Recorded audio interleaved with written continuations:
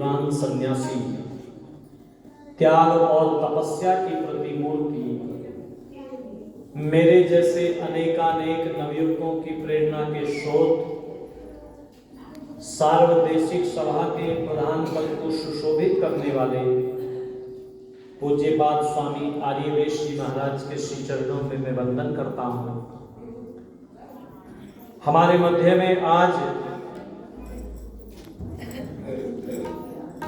विराजमान है बड़े ही सरल और सौम्य व्यक्तित्व के धनी भगवान के भक्त, ऋषियों की परंपरा के संवाहक पूज्य श्री बलराज आर्य जी, मंच पर विराजमान मेरी सहधर्मिणी आदरणीय कविता जी, प्रिय बेटी ऋषिका जी और पूज्यपाद स्वामी आदित्य वेश जी महाराज और हमारी दोनों बहनें जिन्होंने अपना जीवन ऋषियों की इस संस्कृति के लिए समर्पित कर दिया है, पूज्या बहन प्रवेश जी और पूज्या बहन पूनम जी, उपस्थित सभी धर्म प्रेमी बंधुओं, पूजा व सत्कार के योग वंदनीय मातृशक्ति। बहुत अच्छी चर्चा भजनों के माध्यम से मेरे से पूर्व आदरणीय कविता जी से आप श्रवण कर रहे थे। वैसे ये कार्यक्रम तो कविता जी का ही है स्वामी जी, मैं तो इनके सहायक के रूप में आया हूँ। वो जो है ना दक्ष और प्रजापति की वो सब चर्चा सुनते हैं, तो सती जो है ना वो पौराणिक की कथा सुनने के लिए आती है। पिता ने एक बड़ा यज्ञ रचाया था, सती ने भगवान शिव से कहा मैं तो यज्ञ में जाऊंगी, बोले निमंत्रण तो आया नहीं। उसने कहा पिता के यहाँ से निमंत्रण का कोई वो बात होती नहीं है, औपचारिकता होती नहीं है। तो भगवान शिव बोले फिर देवी तू ही चली जा, मेरे तो कोई निमंत्रण है नहीं, तो मैं तो जाता नहीं। और फिर वहां पर जो कुछ घटनाक्रम घटा तो मैंने सोचा मैं नहीं भेजने का अपनी सती को अकेली, मैं तो साथ ही चलूंगा। तो बहुत अच्छी चर्चा मेरे से पूर्व आप सुन रहे थे। बड़ी सुंदर प्रेरणा कविता जी दे रही थी कि ओम ओम तू गाए जा, ओम ओम तू गाए जा, भक्ति के रंग में रंग कर तू ओम से की लगन लगाए जा, ओम से लगन लगाए जा। हम सब अपने जीवन के अंदर भगवान की कृपाओं को प्राप्त करना चाहते हैं। बोलो सब चाहते हैं ना कि प्रभु की कृपा हम सब के जीवन में हो, हमारे परिवार के ऊपर प्रभु की कृपा हमेशा बनी रहे, भगवान का वरद हस्त हमेशा बना रहे। लेकिन ध्यान दीजिएगा, ये विचार करना पड़ेगा कि प्रभु की कृपा आती कैसे है। मैं कई बार एक चर्चा किया करता हूं कि देखो ये जो प्रभु भक्ति का मार्ग है, ये जो यज्ञ का सत्संग का मार्ग है, ये सबको अच्छा नहीं लगता।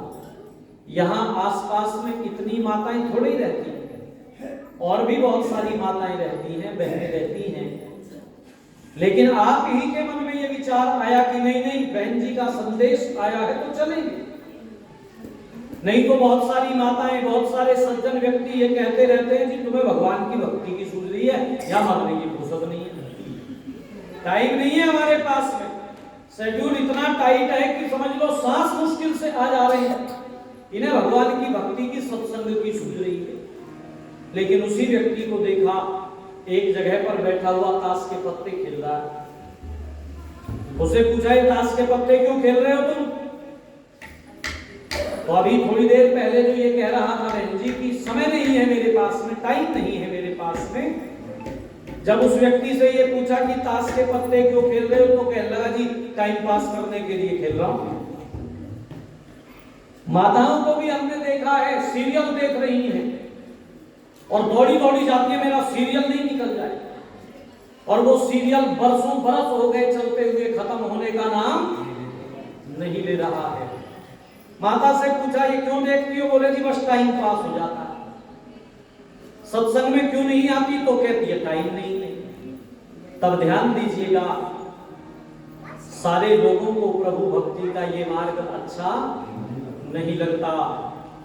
जब उस प्रभु का ये दिल दीवाना होता है, ये कोई शुभ कर्म पुराना होता है, ये कोई शुभ कर्म पुराना होता है, जब उस प्रभु का ये दिल दीवाना होता है, जब उस प्रभु का ये दिल दीवाना होता है।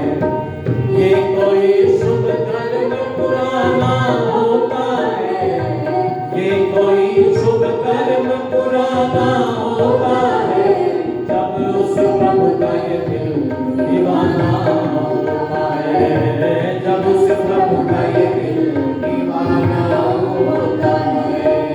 आने को तो मौत वक्त पर आती है, आने को तो मौत वक्त पर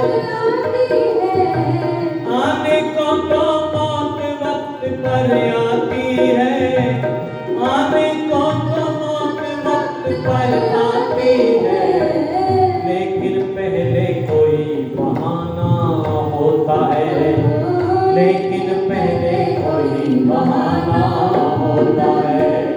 ये कोई शुभ कर्म पुराना होता है, ये कोई शुभ कर्म पुराना होता है, जब उस प्रभु का ये दिल दीवाना होता है, जब उस प्रभु का ये दिल दीवाना होता है, जब उस प्रभु का ये दिल दीवाना होता है।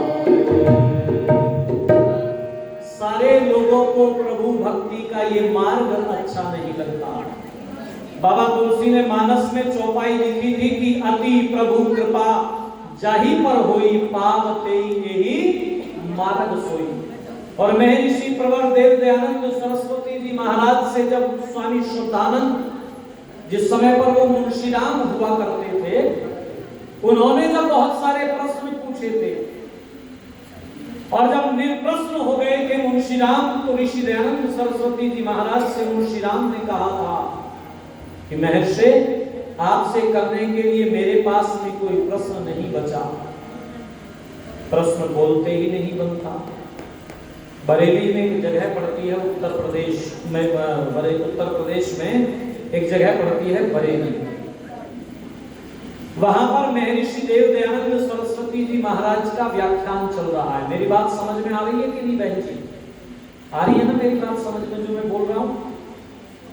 हाँ, ऐसे ही लो या ऐसे ही लो, जब तक आ रही है ना, तो बात